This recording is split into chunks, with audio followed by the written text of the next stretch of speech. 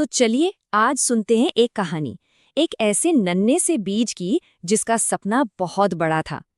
नाम है उसका चिंटू। अब सोचने वाली बात तो है ना? एक इतना सा बीज और इतना बड़ा सपना, क्या यह सच में पूरा हो सकता है? चलिए इस कहानी में आगे बढ़कर देखते हैं।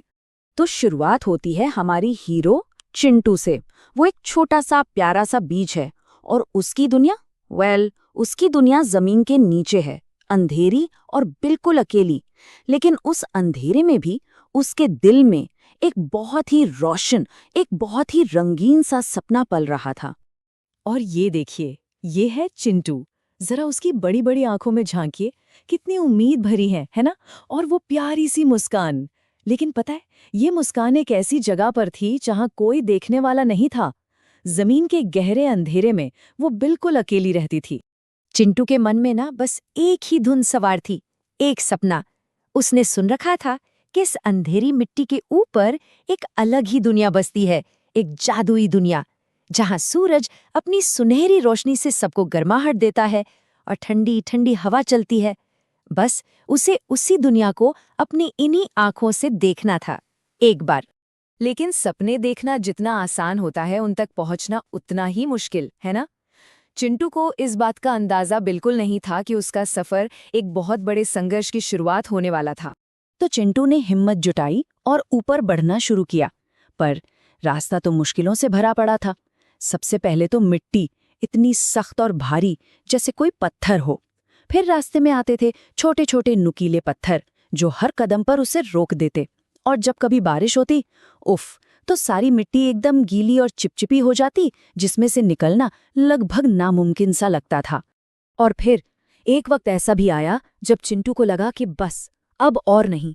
उसकी सारी हिम्मत जवाब दे गई। उसने अपने आप से कहा, मैं तो इतनी सी हूं, इस भारी मिट्टी के पहाड़ को अकेले कैसे हटाऊंगी? शायद मेरा सपना हमेशा के लिए सपना ही रह जाएगा। लेकिन कहते हैं ना, जब अंधेरा सबसे गहरा होता है, उम्मीद की रोशनी तभी तो जलती है। ठीक उसी पल, जब चिंटू बस हार मानने ही वाली थी, उसे अपने अंदर से एक आवाज सुनाई दी। बड़ी धीमी सी पर जादुई आवाज।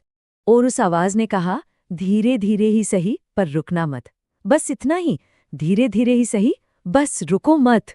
और पता है, इन छोटे से शब्दों ने जैसे चिंटू के अंदर एक नई जान फूंक दी, एक नया जोश, एक नई उम्मीद जाग उठी। अब चिंटू ने एक नया प्लान बनाया।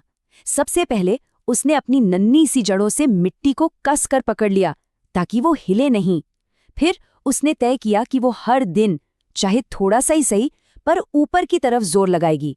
और जो पत्थर रास्ते में आते, अब वो उनसे डरती नहीं थी, बल्कि उनके आसपास से अपना रास्ता बना लेती थी। और फिर बस यही चलता रहा। दिन गुजरे, फिर हफ्ते गुजरे, चिंटू लगी रही। और आखिरकार उसकी मेहनत रंग लाई। वो दिन आ ही गया जिसका उसने हर पल सपना देखा था, उसकी जीत का दिन। एक सुबह चिंटू ने अपनी सारी ताकत इकट्ठी की और एक आखिरी जोर का धक्का लगाया और पप! अचानक अंधेरा गायब हो गया। उसका छोटा सा सर मिट्टी से बाहर था और चारों तरफ रोशनी ही रोशनी थी। जब चिंटू ने ठीक से अपनी आंखें खोली ना, तो बस देखती ही रह गई। अरे वाह, ये दुनिया तो उसके सपनों से भी कहीं ज्यादा खूबसूरत थी। ऊपर दूर तक फैला नीला आसमान, एक सूरज जो उस पर अपनी सुनहरी धूप बरसा रहा था, और नीचे हर तरफ हरी भरी घास और पेड़ पौधे। और वो नन्हा सा चिंटू अब सिर्फ एक बीज नहीं था।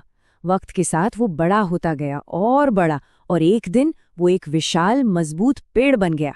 एक ऐसा पेड़ जिस पर रसीले मीठे मीठे फल लगते थे।